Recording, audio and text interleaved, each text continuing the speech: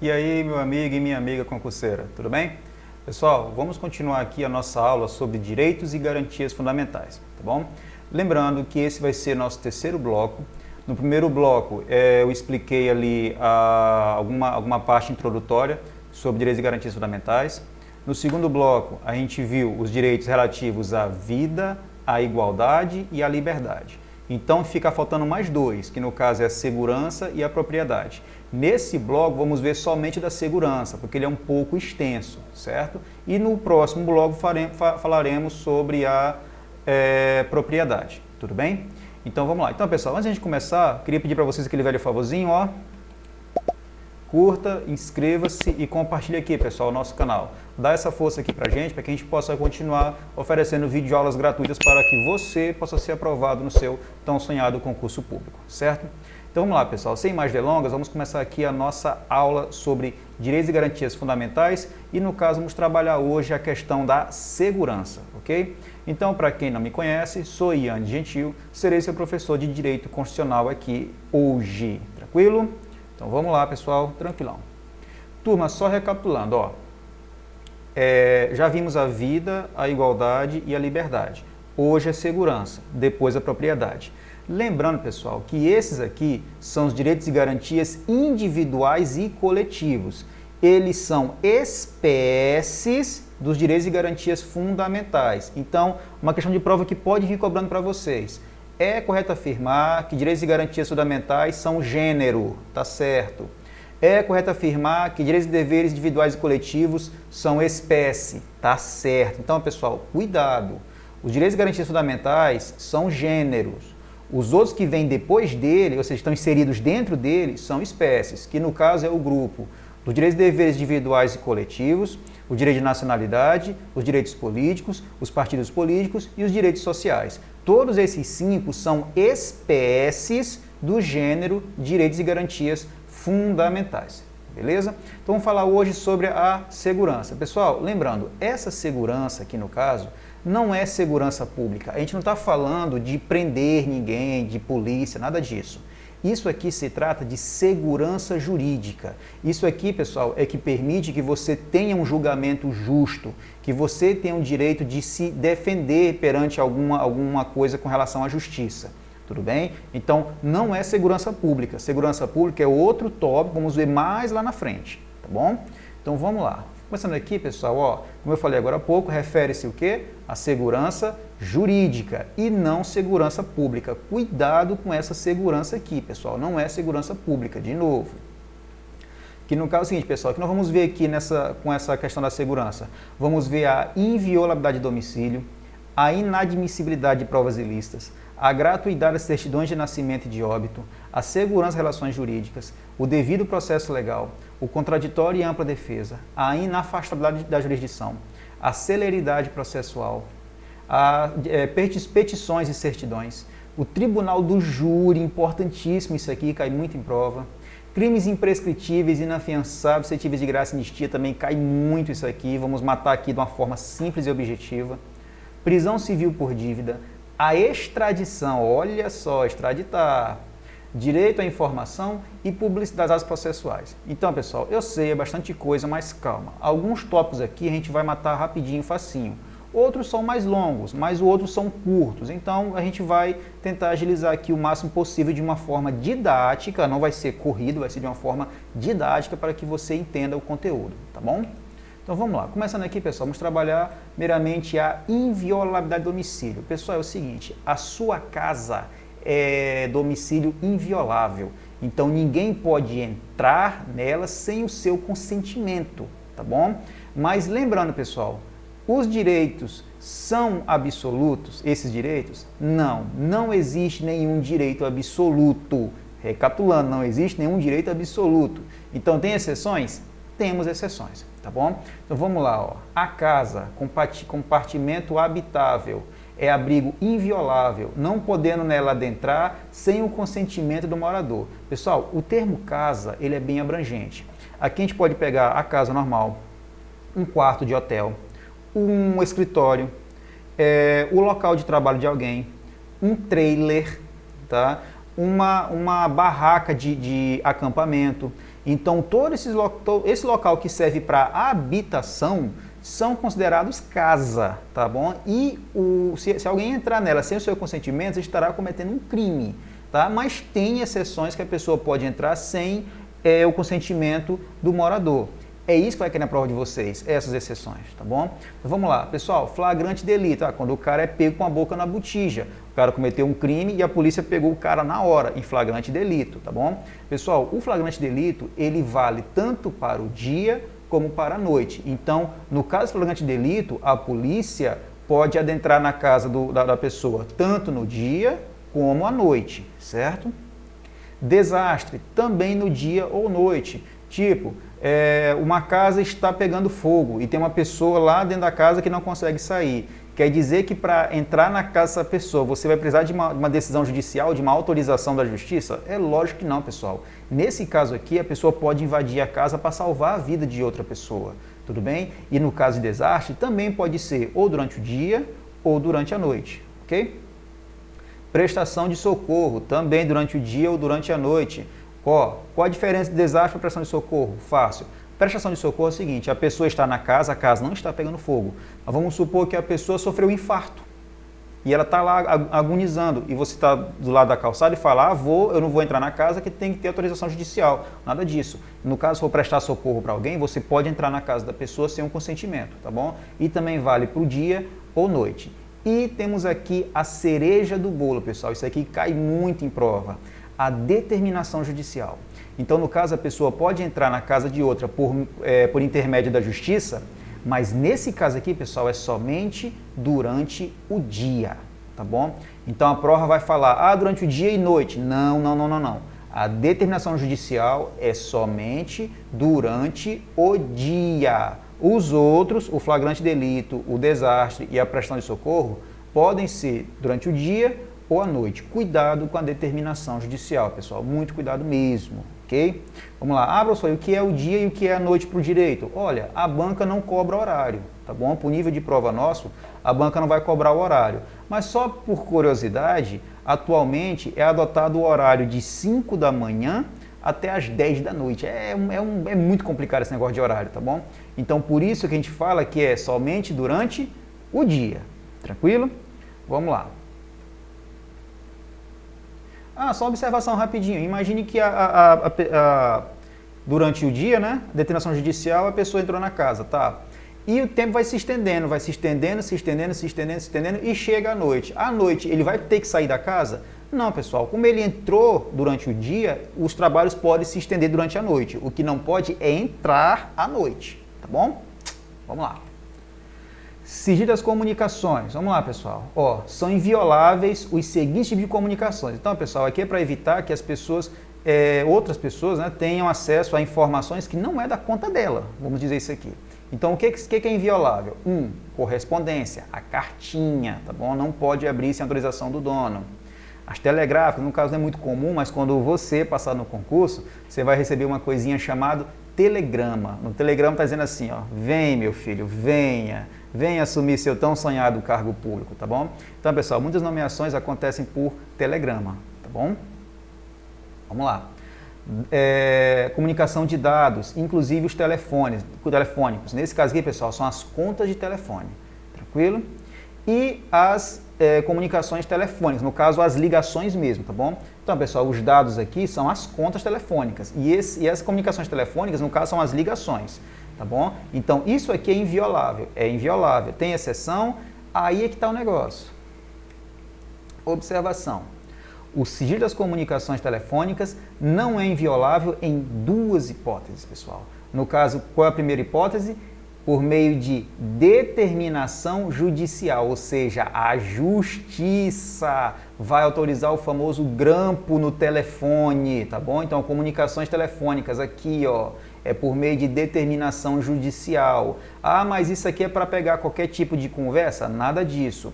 Isso aqui é só para investigação de crimes ou instrução processual penal. Nada de você falar assim, eu acho que minha mulher está me traindo, eu vou botar a polícia para poder ouvir as conversas no telefone para ver o que está acontecendo. Opa, adultério não é crime mais, tá bom? Então, nesse caso, a interceptação telefônica é somente por determinação judicial e ela é para investigação criminal ou instrução processual penal. Cuidado, não é para qualquer hipótese não, ok?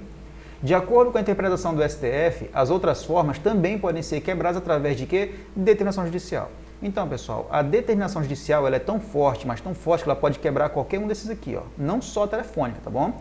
O STF decidiu que tudo isso aqui pode ser quebrado por meio de determinação judicial. Tranquilo? Vamos lá. O sigilo das comunicações de dados também pode ser quebrado por CPI. Então, pessoal, aqui, ó, os dados aqui, ó, sigilos de dados, tá bom?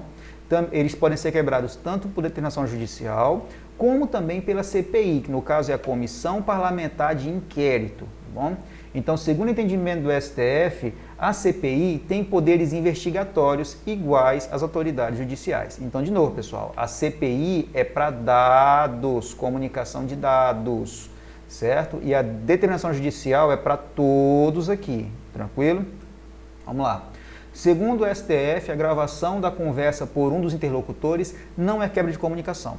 Então, olha só, o que você não pode fazer é gravar conversa de terceiros, ou seja, conversa que você não está envolvido. Agora, você está conversando com outra pessoa no telefone, você pode gravar a conversa, porque você faz parte da conversa sem precisar de autorização judicial. O que você não pode fazer é gravar a conversa de outras pessoas sem autorização judicial, tá bom? Então o STF decidiu que a gravação feita por um dos interlocutores não quebra o sigilo das comunicações, tá bom? O truque é o seguinte, você está na conversa, pode gravar. Você não está na conversa, tem que pegar a autorização da justiça. Beleza? Vamos lá. Inadmissibilidade de provas ilícitas. Pessoal, aqui é o seguinte, é inadmissível o uso de provas ilícitas. Não pode usar provas ilícitas no processo, tá bom? Então vamos lá, ó. É inadmissível, ou seja, pessoal, não é permitido, em hipótese alguma, o uso de provas ilícitas em um processo, tanto administrativo quanto judicial. Então não se pode usar provas ilícitas, pessoal, provas ilegais. Esse é que é a lógica correta. Tá bom? Isso, pessoal, tem um nome. O nome disso é teoria dos frutos da árvore envenenada. Então, tipo aquela coisa, tem uma árvore, o fruto, essa árvore está envenenada, né? Ela tem algum tipo de veneno na raiz. O fruto que cai dessa árvore, ele também está envenenado? Com certeza. Então, se o processo possui alguma prova ilegal, ele está completamente viciado. Então, esse processo, ele pode se tornar um processo nulo, tá bom? Mas olha só, o professor tem que dizer assim, tem um processo rolando durante 5 anos, processo longo, de repente encontra-se uma prova ilícita, vai ter que começar tudo de novo? Para isso foi criado esse seguinte porém aqui, ó. Caso seja encontrada alguma prova ilícita dentro de um processo, a prova ilícita precisa ser o quê? Retirada do processo. E caso não afete o andamento do processo, o rito continua, senão o processo é automaticamente anulado. Então é tipo assim, pessoal, tem um processo grande rolando e encontraram uma prova ilícita. Pode haver prova ilícita no processo? Jamais. Então, o que faz? Tira a prova ilícita. Se o processo continuar de pé, se o processo não tiver nenhum tipo de problema, o rito continua. Agora, tirou aquela prova ilícita e o processo perdeu o pé, ele caiu, aí no caso tem que começar tudo de novo, infelizmente. Tá bom? Então, questão de prova. As provas ilícitas são o quê? Inadmissíveis. Elas podem ser retiradas? Podem. Se não afetar o processo continua. Se afetar o processo ele é o quê? Anulado. Beleza? Vamos lá. Tranquilo, né, pessoal? Não é tão complicado. Gratuidade de certidão de nascimento e de óbito. Pessoal, olha só. Uma dica para vocês. No Brasil, só é de graça nascer e morrer. Só. Não esqueça dessa frase. No Brasil, só é de graça nascer e morrer. Mas olha aqui o porém. Ó, pessoal, tanto a certidão de nascimento como a certidão de óbito, ela é de graça para os reconhecidamente pobres, tá bom? Então, pessoal, é o seguinte, quem é pobre de fato, ele não pode pagar por uma certidão de óbito nem de nascimento. Então, essa pessoa tem direito à gratuidade dessas certidões, tá bom? Ah, professor, quantas cópias? O tanto que ela precisar, se ela for reconhecidamente própria. Ah, professor, é aquela pessoa que é muito rica, ela não tem direito a uma certidão de nascimento e de óbito de graça? Tem, ela tem. Mas olha só, quem não é reconhecidamente pobre também tem direito a uma certidão de nascimento e de óbito de graça, mas só a primeira via, tá bom? Então aqui, ó, é gratuita a primeira via para todos, independentemente da renda. Então, uma pessoa reconhecidamente pobre, ela pode tirar quantas vezes forem necessárias de graça. Uma pessoa que não é reconhecidamente pobre, ela tira só a primeira via gratuita. A segunda, a terceira, a quarta em diante, ela tem que pagar. Tudo bem? Então, cuidado com isso aqui, ok? Vamos lá. Continuando aqui, pessoal, próximo. Segurança nas relações jurídicas. Vamos lá, pessoal. A lei não poderá prejudicar. Aqui é o seguinte, pessoal. Aqui permite que algum processo, que você esteja envolvido ou não, ele não sofra nenhum tipo de ilegalidade ou de injustiça ou de arbitrariedade, tá bom? Então, o que a lei não poderá prejudicar em um processo? Primeiro, pessoal, direito adquirido. Ou seja, é um direito já incorporado ao patrimônio titular. Um exemplo. Vamos supor o seguinte, um exemplo. A lei mudou e fala o seguinte, olha, quem tem 50 anos de idade já pode se aposentar. Aí a pessoa, eu tenho 50 anos, vou me aposentar, me aposentei, estou recebendo o meu aposento. No outro ano, a lei muda de novo e fala assim, não, agora vai se aposentar com 60. Aquela pessoa que se aposentou antes, ela vai ter o aposento cancelado ou ela vai continuar aposentada? Pessoal, como ela entrou com um processo na época, um processo legal, e ela adquiriu um direito, ela vai continuar aposentada, mesmo que a lei muda, porque a lei nesse caso, como é um modo legal, ela é ex nunc, o que conta é daqui para frente, o que ficou para trás, ficou para trás. Quem ficou para trás tem direito adquirido, vai contar daqui para frente, tá bom? Então a lei não poderá prejudicar o direito adquirido, ok? Também não pode prejudicar o ato jurídico perfeito, também chamado, pessoal, de ato jurídico já acabado ou que já atingiu seu fim. Então, um processo já, vamos supor, já tramitou, já atingiu seu objetivo. Depois que atingiu o objetivo, a lei pode mudar alguma coisa? Não. Depois de atingir o objetivo, não conta, porque o que vale é daqui para frente, tá bom? Vamos lá. Coisa julgada. Pessoal, coisa julgada é sentença judicial transitada em julgado, ou seja, quando não cabe mais recurso. No Brasil, a gente adota um sistema de quatro julgamentos, vamos dizer assim. Quando a pessoa comete um crime, ela é julgada na primeira instância por um juiz de direito. Aí ela recorre para no Tribunal de Justiça ou o Tribunal Regional Federal, que é a segunda instância. Se ela perder aqui, ela vai para os tribunais superiores, no caso pode ser o STJ, TST, TSE, STM e assim por diante. Se ela perder na terceira instância, ela vai para a quarta e última instância, que no caso é o Supremo Tribunal Federal, o STF. Então nós temos 4 graus de jurisdição aqui no Brasil. Depois que é julgado pelo STF, pessoal, já era, ou seja, o nome disso é sentença judicial transitada em julgado. E depois que está julgado, a lei não pode prejudicar. Tá bom? Pessoal, a lei ela só pode voltar para ajudar. Ela nunca retroage para prejudicar, tá bom? A gente vai ver muito isso no Código Penal que a gente vai ter aqui futuramente no nosso canal, ok? Então a lei ela nunca volta para prejudicar, ela sempre volta para ajudar, tá certo? Então a lei não poderá prejudicar direito adquirido, porque já está para trás. Não pode prejudicar o ato jurídico perfeito, porque já está para trás. Não pode prejudicar a coisa julgada, porque já está para trás. Ela só vale daqui para frente. Tá bom? Tranquilo. Vamos lá. Funcionando aqui, turma. Devido processo legal. Vamos lá. Limita o poder do Estado.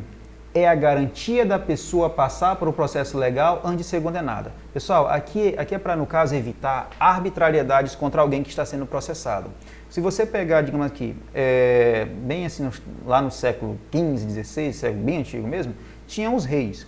E os reis, eles detinham o poder supremo. Então, eles criavam as leis, eles julgavam, eles administravam, tudo se concentrava em uma pessoa só.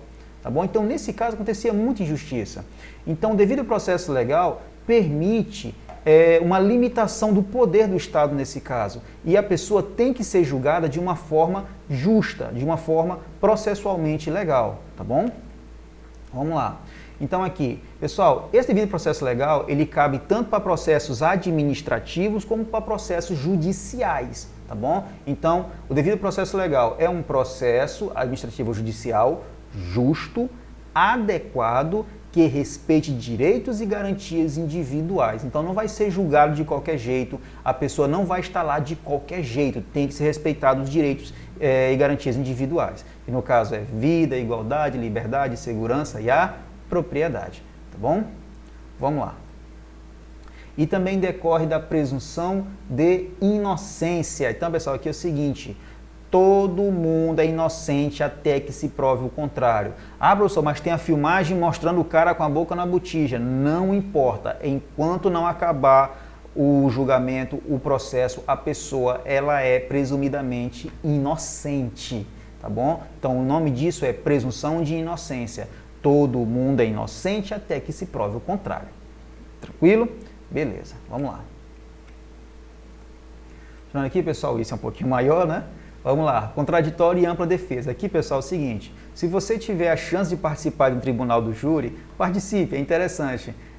Os advogados de defesa e de acusação vão usar de tudo, todos os mecanismos possíveis para prejudicar ou para ajudar o réu, tá bom? Então vamos lá, ó. Aos litigantes, pessoal, litigante no caso quem briga, tá? Quem está brigando. Em processo judicial ou administrativo e os acusados em geral, são garantidos o quê, pessoal? O contraditório, o direito de contradizer. Tipo assim, o promotor fala, você cometeu esse crime. E a pessoa fala, eu não cometi o crime. O nome disso é contraditório, tá bom? Ampla defesa, direito amplo de defesa das acusações. Aqui, pessoal, na ampla defesa, a defesa em si, ela pode usar todos os recursos que ela quiser para tentar safar a cara lá do meliante, tá bom? Inclusive, temos até em julgamentos que o pessoal usa cartas psicografadas. A gente não vai entrar nesse mérito, mas é bem interessante isso, é bem, poxa, só no Brasil mesmo. O cara usa carta de fantasma, mas tudo bem, vamos lá. Em alguns procedimentos não são garantidos o contraditório e ampla defesa, porque são procedimentos preparatórios e não acusatórios. Então, pessoal, aqui a gente vai ver também um pouquinho mais isso aqui no Código Penal. Tipo aqui, ó, o inquérito policial. Cuidado. A lógica é a seguinte, alguém cometeu um crime. Depois que cometeu um crime, é feita uma fase de investigação, que no caso é feito o inquérito policial. Depois do inquérito policial, abre-se o processo. Depois do processo, tem-se o julgamento. Depois do julgamento, tem a sentença. É mais ou menos nessa ordem. Então, o contraditório e ampla defesa, ele só cabe durante o processo. Então, tem o crime, o inquérito, o processo, julgamento. Então, no caso, ampla defesa só cabe no processo, não cabe no inquérito, porque o inquérito é a fase investigativa, tá bom? Ela não é uma fase acusatória, tá bom? Ela é chamada de fase preparatória, certo? Então, aqui, ó, onde não cabe a legítima defesa? Inquérito policial, porque é uma fase investigativa ou de produção de provas. Tanto que quando a pessoa ela é indiciada no inquérito, ela não pode usar um advogado, porque ela não está sendo acusada de nada, ela está sendo apenas investigada, tá bom? No inquérito civil, que é realizado no âmbito do Ministério Público, né, também é uma fase investigativa. Tem a sindicância investigativa, que serve para verificar elementos para que inicie um processo administrativo disciplinar. Pessoal, a sindicância investigativa, ela é na área administrativa. No caso, algum servidor público que faz alguma besteira, alguma cagada, ele vai ser aberta uma sindicância para apurar os fatos, tá bom? Para abrir um processo administrativo disciplinar, o famoso PAD. Então, essa sindicância, a pessoa não pode usar o advogado ainda, porque ela não está sendo acusada de nada, ela está sendo apenas investigada, tá bom? Ó, não é obrigatório o uso de advogado em processo administrativo disciplinar. Turma, cuidado com uma coisa. Em processos judiciais, a figura do advogado é imprescindível, ela é indispensável, tá bom? Então, em processos judiciais, tem que ter a figura do advogado, tá bom? Ela é imprescindível. Já em processos administrativos, não é obrigatório usar a figura do advogado, você usa se quiser, tá bom? Aí, nesse caso, a CESP fala o seguinte, em processos judiciais, a figura do advogado é imprescindível, tá certo? Porque imprescindível é indispensável. Em processos administrativos, a figura do advogado é prescindível. Tá certo, pessoal, porque prescindível quer dizer que não precisa. E a CESP trabalha muito com essas duas palavras, então cuidado. Imprescindível quer dizer que é indispensável. Prescindível quer dizer que é dispensável, ou seja, não precisa. Então, de novo, em processos judiciais, o advogado é imprescindível. Em processos administrativos, o advogado é prescindível. Tudo bem? Beleza. É assegurado ao defensor do acusado, no interesse deste, acesso a todas as informações já documentadas no processo que lhe diz respeito por órgão com competência de polícia judiciária. Pessoal, é o seguinte, num processo é envolvido o juiz, o Ministério Público e a defesa. A defesa da pessoa pode ser advogado e assim por diante. O o juiz e o Ministério Público têm direito a ver todos os autos. Todos. O advogado também tem direito a ver todos os autos, mas desde que estejam documentados. Ele não tem acesso irrestrito a tudo, somente aquilo que está documentado. Ah, professor, como assim? Fácil. Imagine que a polícia, ela em tal dia, tal hora, numa data específica, vai fazer a investigação no cara. O advogado tem que saber dessa informação? É lógico que não, pessoal. Não cabe ao advogado saber disso. Mas o juiz e o Ministério Público têm que saber? Eles podem saber sim, sem nenhum problema. O advogado não. Ele só pode saber as informações que já estejam documentadas, não informações que irão acontecer sem estar documentadas. Tranquilo? Vamos lá. Não é permitido depósito prévio para a admissibilidade de recurso administrativo. Tipo, pessoal, eu vou entrar com recurso, eu tenho que pagar antecipadamente para poder entrar com recurso. Não precisa, tá bom? Então aqui, ó, só decora esse termo, tá bom? Não é permitido depósito prévio para a admissibilidade de recurso administrativo. Ponto, tá bom? Continuando aqui, pessoal. Inafastabilidade da jurisdição. Pessoal, aqui isso quer dizer o seguinte, o livre acesso ao poder judiciário. Então, pessoal, qualquer pessoa, rica, pobre, branco, preto, amarelo, azul, avatar, qualquer coisa, qualquer pessoa tem direito ao acesso ao poder judiciário, pessoal, tá bom? Tem direito de acesso à justiça. Não é necessário o esgotamento da via administrativa para entrar com o processo judicial. Ela vem um pulo do gato, exceto a justiça desportiva. Então, pessoal, é o seguinte, imagine que você sofreu alguma injustiça você é concursado, né? E você recebeu alguma injustiça no serviço público. Ah, professor, eu sou obrigado a entrar na justiça, eu sou obrigado a entrar na parte administrativa, perder lá para depois entrar na judicial, ou eu posso ir direto para a justiça? Você pode ir direto para a justiça, porque não é necessário o esgotamento da via administrativa. Tá bom? Se você sofreu algum tipo de injustiça no seu serviço, você sendo concursado, você não precisa entrar na esfera administrativa, você pode ir direto para a esfera judicial, tá bom? Só que tem a exceção, que no caso é o quê? Justiça desportiva. Essa sim você tem que ter o esgotamento da via administrativa. Professor, e o que katsu é essa justiça desportiva? É a justiça do esporte, tá bom? Então, pessoal, esses tribunais que têm a ver com esporte não são tribunais digamos assim, da parte jurídica, assim, vamos dizer. Eles são mais da esfera administrativa. Então, se você perceber direitinho, tem alguns jogos de futebol que dá algum problema. Aí eles são anulados, mudam a data. Aí o que eles fazem para mudar esse tipo de coisa? Vão na justiça desportiva. Nesse caso, pessoal, como é justiça desportiva, eles não podem ir direto para a esfera judicial, nada disso. Só pode ir para a esfera judicial depois que esgota todas as instâncias desportivas. Tá bom? Todas as instâncias da justiça desportiva, tá certo? Então, de novo, qual é a regra? Não é necessário o esgotamento da via administrativa para ir direto para a justiça. Beleza. Qual é a exceção? Justiça desportiva. Nesse caso, tem que ter o esgotamento da via administrativa. Tranquilo? Vamos lá. Sempre que houver lesão ou ameaça de direito, sempre o Poder Judiciário poderá ser o quê? Provocado. Pessoal, é o seguinte, se você está sofrendo algum tipo de ameaça ou você teve algum tipo de lesão, seja física, financeira, moral, a sua honra, você pode acionar o Poder Judiciário, tá bom? Então, pessoal, quando fala assim, o Poder Judiciário poderá ser provocado, quer dizer que você pode ir na Justiça pedir ajuda ao Poder Judiciário. Isso é a provocação, tá bom? Vamos lá, e lá vem um pulo do gato. Pode ser usado tanto de forma preventiva ou repressiva. Então, pessoal, você pode ir no Poder Judiciário. O que é preventiva e repressiva? Fácil. Preventiva é antes do problema acontecer. Repressivo é depois que o problema aconteceu. Então, tipo assim, se você está sofrendo algum tipo de ameaça, é bom você ir na justiça antes dessa ameaça ser concretizada. Então, você pode usar isso de forma o quê? Preventiva.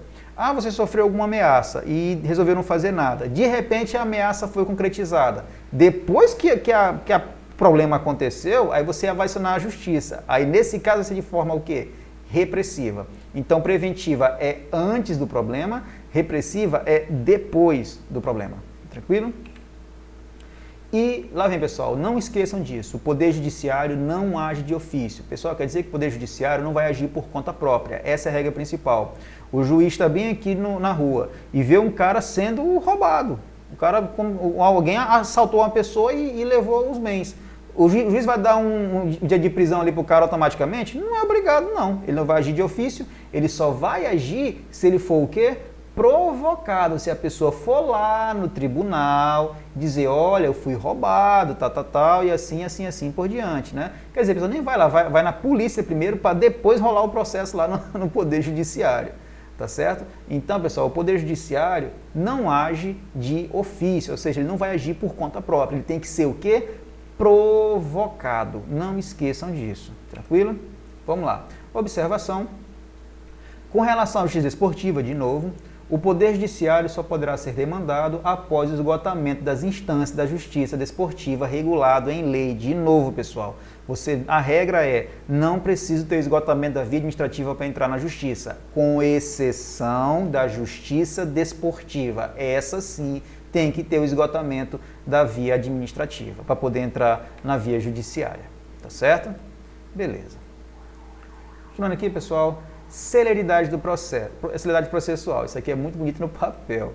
Então vamos lá. Então, pessoal, todos no âmbito administrativo ou judicial têm direito à razoável duração do processo e os meios que garantam a celeridade da tramitação. Então, pessoal, aqui fala o seguinte, que todo mundo tem direito a um processo rápido. A gente sabe que isso acontece muito no Brasil. Não existe processo que duram 10, 15, 20 anos aqui, isso não existe. No Brasil é tudo, a justiça ela é muito rápida. Ah, professor, você está sendo irônico? Não, eu estou te ajudando a responder a questão de prova. Porque, pessoal, muitas vezes você levar a realidade para a prova, você acaba se arrebentando, tá bom? Então, para fins de prova, tudo no Brasil funciona, tudo funciona. Na prova, leve isso para vocês. Na hora de fazer a prova, tudo no Brasil funciona. Então, no Brasil existe a celeridade processual? Existe, tanto no âmbito administrativo como no âmbito judicial. Tranquilo? E está ligado ao princípio da eficiência. Lembra do direito administrativo? Legalidade, impessoalidade, moralidade, publicidade e a eficiência, tá bom? Os 5 princípios norteadores da administração pública tá aqui também. Então, princípio da eficiência, além de garantir a celeridade, o processo também precisa estar com qualidade. Então, não importa se o processo foi feito só rápido, ele tem que ter sido bem feito, tá bom? Vamos lá. Continuando, petições e certidões. É assegurada a todos sem o pagamento de taxa. Então, pessoal, petição e certidão, o que é isso? Petição é quando você vai na justiça ou algum órgão, alguma coisa, pedir alguma coisa. Isso é uma petição, você vai lá pedir algo. Certidão é o que vai atestar alguma coisa. Então, é o seguinte, quando vocês passarem no concurso, em alguns concursos, eles vão pedir certidões negativas para saber se você tem alguma bronca com a justiça. Então, essas certidões vão atestar que se você tem algum problema ou não na justiça, tá bom? E tanto as petições como as certidões, elas são de graça, tá bom? Ou seja, sem o pagamento de taxas. Hoje você pode tirar tudo pela internet, praticamente. Vamos lá. O direito de petição aos poderes públicos para defesa de direitos e contra a ilegalidade ou abuso de poder, quando você vai pedir algo. Obtenção de certidões em repartições públicas para defesa de direitos e esclarecimentos de situação de interesse pessoal. Tudo bem, pessoal? Então, as petições e as certidões são asseguradas a todos sem o pagamento de taxas. Beleza? Tranquilo. Vamos lá. Continuando aqui. Tribunal do Júri. Ah, isso aqui é bom demais. Vamos lá. Pessoal, o que é o Tribunal do Júri? Primeira observação, turma. Não é qualquer crime que vai para o Tribunal do Júri. O Tribunal do Júri só julga, observem, crimes dolosos contra a vida. De novo, o Tribunal do Júri só vai julgar crimes dolosos contra a vida. A banca vai botar qualquer coisa aqui. Crime culposo contra a vida? Não. Crime doloso contra o patrimônio? Não. O Tribunal do Júri só vai julgar crimes dolosos contra a vida, tá bom? Beleza, mas o que é o júri? são escolhidas 7 pessoas de idoneidade moral, sorteio, pelo menos aqui no Maranhão, aqui no nosso Tribunal de Justiça, TJMA, é feito sorteio. Eu não sei como são nos outros estados, mas aqui no Maranhão é por meio de sorteio. Essas pessoas são sorteadas aleatoriamente e elas compõem o Tribunal do Júri. São 7 pessoas ao todo, tá bom? E essas 7 pessoas, elas vão dar o veredito de se a pessoa lá, se o réu vai ser culpada ou inocente. E olha só que interessante. Aqui no Brasil, o que vale é a maioria dos votos. Então, deu 4 votos que o cara é culpado, acabou-se. Então, tipo assim, tem uns envelopezinhos, cada um os envelopes está lá a resposta. Temos um voto dizendo que ele é culpado, 2 que é culpado, 3 que é culpado, 4 que é culpado, acabou. Não precisa saber os outros 3. Basta ter os 4 e pronto. Que aí fica para a pessoa não saber se todo mundo votou nele ou não. Tá certo? Então, sabendo de 4 votos, tanto para culpar como para inocentar, não precisa mais saber os outros votos. Tá bom? Então, o que é assegurado ao júri? Plenitude de defesa. A pessoa que é acusada tem o direito de utilizar todos os meios possíveis para se defender no júri. Aqui é muito bom o Tribunal do Júri, cara. É massa demais. Eu, particularmente, eu gosto muito. Que aí você vê o advogado usando bonequinho, e pega filme, e pega fita, e pega áudio, e usa carta psicografada. É massa demais. Isso aqui é lindo demais. Beleza. Sigilo das votações. Ah, pessoal, lembra que eu falei para vocês que o júri, as 7 pessoas vão decidir? O voto é secreto. Ninguém sabe o voto de ninguém, tá bom? Então o voto é sigiloso e os jurados não podem conversar entre si durante a votação sobre o julgamento, sob pena de nulidade. Que é tipo assim, tá aqui as pessoas no júri, né? Às vezes o juiz dá um intervalozinho para o pessoal lanchar. Eles ficam lá numa área e eles não podem conversar, pessoal, sobre o julgamento. Fica lá outras pessoas vigiando, aí tu não pode falar assim, se você é do júri, fala assim, esse bicho tem uma cara de culpado, né? Meu irmão, se você falar isso, vai dar um bode tão grande que você nem imagina. Então, as conversas não podem ser em hipótese alguma sobre o julgamento, tá bom? Eles não conversam entre si. Cuidado se você vê filmes americanos, que no caso o júri se reúne numa sala e vão conversar entre si. Aqui no Brasil não é assim não, eles não podem conversar entre si sobre o julgamento, tá bom? Soberania do veredito. O que for decidido pelos jurados não poderá ser em nenhuma hipótese modificado, nem mesmo pelo juiz. Então, pessoal, depois que o júri decidir, acabou. O juiz ele vai só referendar. Ah, o juiz pode mudar alguma coisa? Nada. Se o júri fala é culpado, o cara vai ser culpado. O juiz vai apenas aplicar a sentença, dizer quantos anos que o cara vai pegar. Mas quem vai dizer se o cara é culpado ou inocente é o júri. E eles têm plenitude de veredito. Depois que está dito, acabou-se. Nenhum juiz pode modificar, tá bom? O júri, de novo, julga somente o quê, pessoal? Crimes dolosos contra a vida. Cuidado com isso aqui, não vai julgar qualquer crime, não. É crime doloso contra a vida. Ah, professor, o que é doloso? Quando a pessoa tem vontade de fazer. Culposo é quando a pessoa fez o problema, mas não queria fazer. Foi sem querer, querendo, tá bom? Então, no caso, o Tribunal do Júri só julga crimes dolosos contra a vida. Beleza? Vamos lá. Continuando aqui, pessoal. Ah, isso aqui é bom demais. Crimes imprescritíveis, inafiançáveis e insuscetíveis de graça e anistia. Se você for pegar o texto constitucional, sua cabeça vai fazer assim, ó. Vai dar um nó na tua cabeça, que o texto é muito assim complicado de entender. Então, a gente tem aqui uma tabela que, ó, mata qualquer questão disso aqui. O que você tem que fazer? Você tem que fazer uma separação. Crimes imprescritíveis, crimes inafiançáveis e crimes insuscetíveis de graça e anistia. Primeiramente, você faz a tabela dos crimes imprescritíveis. Pessoal, só são 2 crimes imprescritíveis, que no caso é racismo e ação de grupos armados, tá bom? Só tem esses 2 crimes imprescritíveis, racismo e ação de grupos armados, tá certo? São só esses 2 que são imprescritíveis. Aí você não vai aqui agora nos inafiançáveis, você pula. Você vai por os insuscetíveis de graça ou anistia, ou vai lá para a última tabela. Aqui, pessoal, a gente tem os famosos 3TCH, que no caso é tráfico, terrorismo, tortura e os crimes hediondos. Ó, 3TCH. Então, os crimes insuscetíveis de graça e anistia são quais? Tráfico, terrorismo, tortura e crimes hediondos. Perceberam que nenhum crime aqui imprescritível está aqui e nenhum crime insuscetível está aqui? Pois é, são grupos separados, tá bom? Então, imprescritíveis, racismo e ação de grupos armados. Insuscetíveis de graça e anistia, tráfico, terrorismo, tortura e crimes hediondos. Ah, professor, o que é graça ou anistia? Vamos dizer que é quando você recebe um perdão do presidente da República, tá? Você recebe lá um perdão presidencial, basicamente é isso.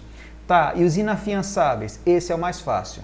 Você vai pegar os crimes imprescritíveis, vai pegar os crimes insuscetíveis de graça e anistia e vai somar tudo para ser inafiançável. Então, os inafiançáveis são os crimes imprescritíveis. Quais são eles? Racismo e ação de grupos armados. E também os crimes suscetíveis de graça e anistia, que no caso é o tráfico, terrorismo, tortura e os crimes hediondos. Então, você tem que pegar os 2 crimes imprescritíveis e os 4 crimes suscetíveis de graça e anistia, somando os 2, formam o que? Os crimes inafiançáveis. O que a banca vai fazer com vocês, pessoal? Confundir. Vai dizer, o racismo ele é imprescritível e insuscetível de graça e anistia. Não, está errado, ele é imprescritível e inafiançável. O tráfico, ele é um crime imprescritível. Não, ele é insuscetível e é inafiançável. Vocês estão entendendo isso aqui, pessoal? Então, muito, muito cuidado com isso, tá bom? De novo aqui para vocês não esquecerem, ó. Primeiro você faz a tabela dos crimes imprescritíveis, só são 2. Racismo, ação de grupos armados. Depois você faz a tabela dos insuscetíveis de graça e anistia, que são 4. Tráfico, terrorismo, tortura e os crimes hediondos. Depois juntam as 2 tabelas e formam os crimes inafiançáveis, que no caso é racismo, ação de grupos armados, o tráfico, o terrorismo, tortura e os crimes hediondos. Cuidado, pessoal, para não perder questão com isso aqui. É muito comum cair questão dessa e as pessoas erram, porque você pegando o texto legal, você acaba se confundindo. E com essa tabela é impossível você perder alguma questão, tá bom? Beleza, vamos lá. Continuando aqui, pessoal. Penas proibidas e permitidas. Vamos lá, pessoal, rapidinho aqui. Quais são as penas que são permitidas aqui no Brasil? 1. Privação ou restrição de direitos. Pessoal, aqui no caso é o seguinte, quando você tem um direito seu que vai ser privado ou então restrito, tá bom? Perda de bens, a multa, é claro, prestação social alternativa e a suspensão ou interdição de direitos. Então, pessoal, essas aqui são as penas permitidas no Brasil. Privação, restrição de direitos, perda de bens, multa, prestação social alternativa ou a suspensão ou interdição de direitos. E temos as penas que não são permitidas, as penas proibidas no Brasil. Quais são elas?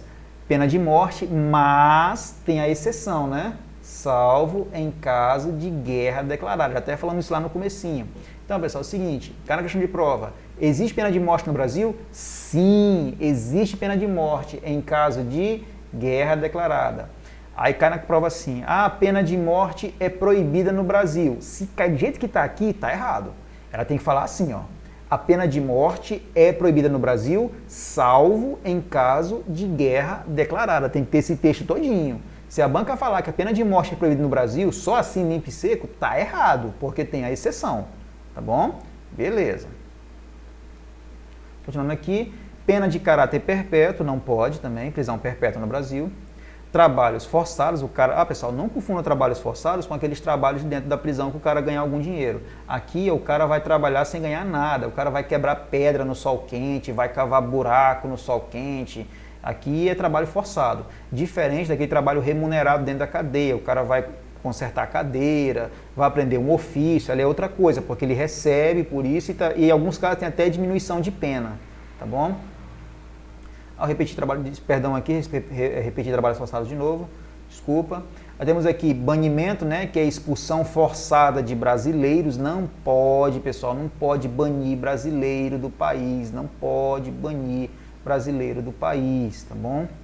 E também penas cruéis, certo? Não pode penas cruéis. Professor, o que são penas cruéis?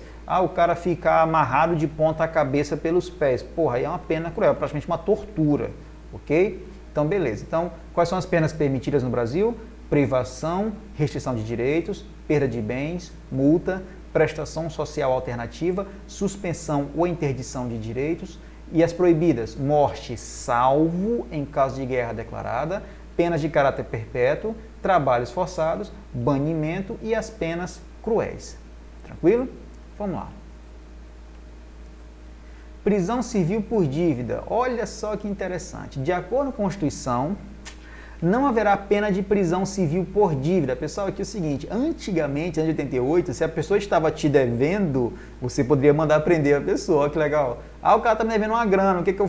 Antes de 88, né? Antes de 88, você poderia ir na polícia, denunciar o cara e o cara ia ser preso. Olha que legal. Só que aí, ó, chegou 88, Constituição nova, acabou com a farra. Então, de acordo com a Constituição Federal, não haverá pena de prisão civil por dívida, mas temos as exceções.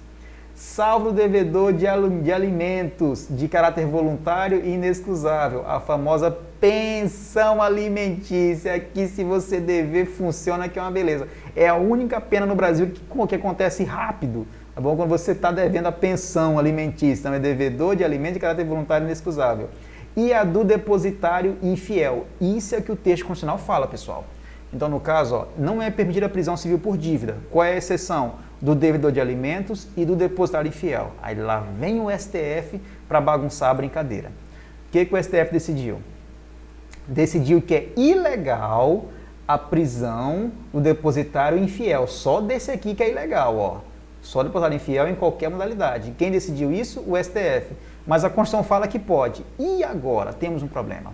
Pessoal, não temos não. Olha como é fácil. Se a banca falar de acordo com a Constituição, ele pode ser preso. Se a banca falar de acordo com o entendimento majoritário dos tribunais, ele não pode ser preso. Então, o comando da questão tem que ser bem claro. De acordo com o texto legal, com a Constituição, o depositário infiel pode ser preso. De acordo com o entendimento dos tribunais, ele não pode ser preso. Tá certo? Então, a banca tem que ser bem objetiva. Ah, professor, e se ela não falar segundo a Constituição e nem falar nos tribunais? Então, você marca a regra, que ele pode ser preso, porque qualquer coisa tem a Constituição para entrar com recurso. Tá muito tranquilo? Então, beleza. Continuando aqui, pessoal. Extradição. Vamos lá. Pessoal, extradição é quando o país solicita de outro país, através de acordo de cooperação, que determinada pessoa seja entregue para que seja julgada por determinado cometimento de crime. Então, pessoal, a extradição é o seguinte, é quando um país pede para outro mandar alguém para ser julgado lá. Vamos supor que algum americano cometeu um crime lá nos Estados Unidos e veio refugiado para o Brasil. Se ele cometeu algum crime normal, o Brasil pode extraditar esse cara para lá, para os Estados Unidos, para ele ser julgado lá, sem nenhum problema. Tranquilo? Vamos lá, mas olha só, nenhum brasileiro nato, pessoal, nato, brasileiro nato será extraditado. Mais lá na frente a gente vai ver uma aula sobre nacionalidade. Tem o brasileiro nato e o brasileiro naturalizado. O que não pode ser extraditado em hipótese alguma é o brasileiro nato, não pode, o brasileiro nato não. O naturalizado pode em alguns casos, ó. O brasileiro naturalizado poderá ser extraditado por crime que cometeu antes da naturalização. Então, tipo assim, como é que eu faço para ser natural do Brasil? Fácil. Você tem que estar no Brasil há mais de 10 anos ininterruptos e não ter nenhuma condenação judicial, tá bom? Aí você se torna um brasileiro naturalizado. Mas se você cometeu algum crime fora antes da naturalização, você pode ser extraditado. Ah, professor, eu cometi um crime depois da naturalização. Aí tu não vai ser extraditado. Esse crime tem que ser antes da naturalização. Só que tem um tipo de crime que você pode ter cometido antes, durante ou depois da naturalização, que você vai ser extraditado de qualquer jeito, tá? Isso por naturalizado, que no caso é o crime de tráfico, tá bom? Então, ó, a qualquer tempo por tráfico ilícito de entorpecentes. Então, ó, crime comum, você só vai ser extraditado se você tiver cometido antes da naturalização. Se você cometeu um crime comum depois da naturalização, você não vai ser extraditado. Agora, se você cometeu o crime de tráfico, tanto faz se ele é antes, durante ou depois da naturalização. Você vai ser extraditado se você for um brasileiro naturalizado, tá bom? Aí o nato nunca vai ser extraditado. O brasileiro nato nunca vai ser extraditado. Ele responde pelo crime aqui no Brasil, tá bom? O Brasil não extraditará estrangeiro que cometeu crime político de opinião. Então, pessoal, é muito comum em países ditatoriais os caras virem refugiados para o Brasil. Então, se lá ele cometeu algum crime político ou crime de opinião, mesmo ele sendo estrangeiro, não será extraditado, tá bom? Porque crime político, crime de opinião, não é considerado crime aqui no Brasil. Então, como é que o Brasil vai extraditar alguém que não cometeu um crime segundo a nossa visão jurídica, tá certo? Então, o estrangeiro que ele veio para cá para o Brasil, refugiado por crime político ou crime de opinião, ele não vai ser extraditado, tá bom? E existem duas formas de extradição. Tem a extradição ativa, pessoal. Ativa é quando o Brasil pede alguém. Então, tipo aqui, o brasileiro cometeu um crime no Brasil e se refugiou nos Estados Unidos, um crime comum. Aí o Brasil fala assim, ó, América, manda esse safado para cá que eu vou julgar ele aqui. Como o Brasil está pedindo, isso é uma extradição ativa. Já a extradição passiva é quando outro país pede para o Brasil e o Brasil extradita essa pessoa. Isso é uma extradição passiva, que é quando o outro país solicita para o Brasil a extradição de alguém. E lembrando, o brasileiro nato jamais será extraditado. O brasileiro naturalizado, ele só vai ser extraditado se cometer um crime antes da naturalização ou crime de tráfico, tanto faz se for antes, durante ou depois. E o estrangeiro nunca será extraditado por crime político ou crime de opinião. Beleza? Tranquilo? Vamos lá. Direito à informação. Está relacionado à ideia de publicidade. Olha só, mais um princípio da administração pública. Todos têm direito a acesso à informação, pessoal, tá bom? Mas olha só, pessoal, todos têm direito a acesso à informação? Tem, mas não é toda informação que você tem direito, não, tá bom? Então vamos lá. É assegurado o sigilo da fonte quando necessário o exercício profissional. Então, por exemplo, o repórter, vamos supor que ele conseguiu uma entrevista com um traficante famosíssimo, tá? Ah, o repórter conseguiu a entrevista, o repórter é obrigado a ir na polícia dizer onde o cara está. Nada disso, pessoal, nada disso. Se for uma fonte que é necessário o exercício profissional, a pessoa não é obrigado a entregar, não, tá? Isso é muito comum também, pessoal, para os padres no confessionário, tá bom? Alguém fala assim, padre, eu pequei, diga, meu filho, qual foi o seu pecado? Eu matei uma pessoa. O padre, ele vai falar, ele é obrigado a ir na delegacia denunciar o cara? Não, pessoal, ele não é obrigado, tá bom? Porque nesse caso é necessário o exercício profissional dele, tá bom? Vamos lá, ó. Todos têm direito de receber dos órgãos públicos informações de seu interesse particular ou de interesse coletivo. Você não pode ir na justiça saber do processo de separação do seu vizinho. Não, porque esse de interesse particular dele, só ele tem acesso. O que você tem direito à informação é processo que você está envolvido ou um processo de interesse coletivo, que envolve todo mundo. Aí você tem direito a essa informação, tá bom? Interesse de terceiros, nem pensar. Sob pena de responsabilidade. Pessoal, lembra que eu falei para vocês que todo mundo tem direito às informações, mas não é a todas as informações que você tem direito. Olha aqui, ó. Salvo as informações que são necessárias à segurança da sociedade e do Estado. Imagine que a PM vai, num dia específico, fazer uma mega operação para pegar veículo que esteja com documento atrasado. Você acha que vai ter direito a acesso a essa informação? É lógico que não, pessoal. Então, algumas informações a pessoa não pode ter acesso, que no caso são as informações que são necessárias à segurança da sociedade e também à segurança do Estado. Tranquilo, tranquilo. Vamos lá. Publicidade dos atos processuais. Em regra, os atos processuais são públicos, visando uma maior transparência das informações e também permitir a fiscalização popular. Porém, temos exceção a essa regra, e que a publicidade será dada apenas aos interessados. Então, vamos lá, pessoal. Atos a respeito da defesa da intimidade, atos a respeito de interesse social. É só complementando, pessoal, aquelas informações que você não pode ter acesso a qualquer coisa, tá bom? Então, vamos lá, ó. Os atos processuais a respeito da defesa da intimidade, eles não podem ser públicos, pessoal, tá? Ó, eu quero um exemplo, professor, fácil. Uma pessoa foi estuprada e está na justiça.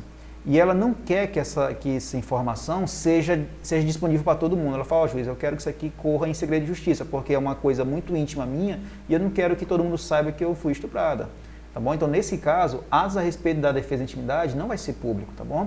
E também atos de interesse, a respeito do interesse social também não podem ser públicos, tá certo? Então, decora, pessoal, essas duas coisas não podem ser dadas publicidade.